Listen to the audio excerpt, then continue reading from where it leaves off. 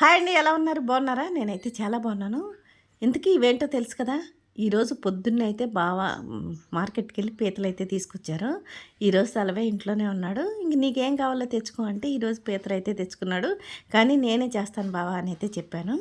పీతలు చేయటం ఇంతకుముందైతే నాకు రాదు, కానీ ఇప్పుడైతే నేర్చుకున్నాను.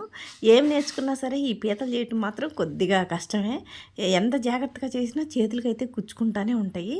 ఆహ్, ఇవి చెయ్యాలంటే మాత్రం బాగా పీతలు చేయటం వచ్చిన వాళ్ళకే ఈజీ, కానీ కొత్తోళ్ళు చేయాలంటే ఇంకా ఇబ్బంది.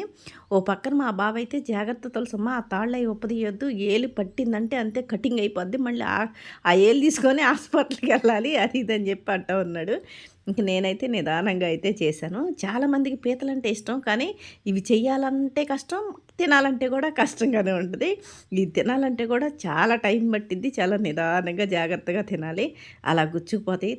తినటం కూడా నేర్చుకోవాల్సిందే పీతలనేది. ఇంతకుముందు అయితే అసలు నేను ఈ పీతలంటే మాత్రం ఏంటి కప్పల్లాగా ఉంటాయి, ఇవి ఎట్టా తింటారా అనుకునేదాన్ని. కానీ ఇంక తర్వాత అలవాటయింది ఈ పీతలు తింటాం.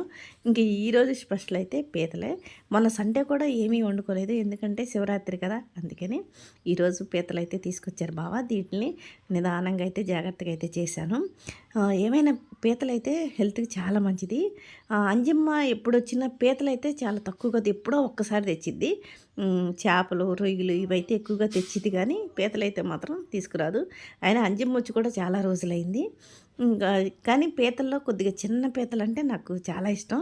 మీలో ఎంతమందికి ఈ పీతలంటే ఇష్టమో నాకు కామెంట్ పెట్టండి. ఇంకా పీతలనైతే నిదానంగా ఇలా క్లీన్ చేసి శుభ్రంగా ఉప్పేసి కడిగాను. మా అమ్మకు కూడా ఈరోజు భోజనం చెప్పాను. ఇంక ఈరోజు మా ఇంట్లో స్పెషల్ పీతల కూర.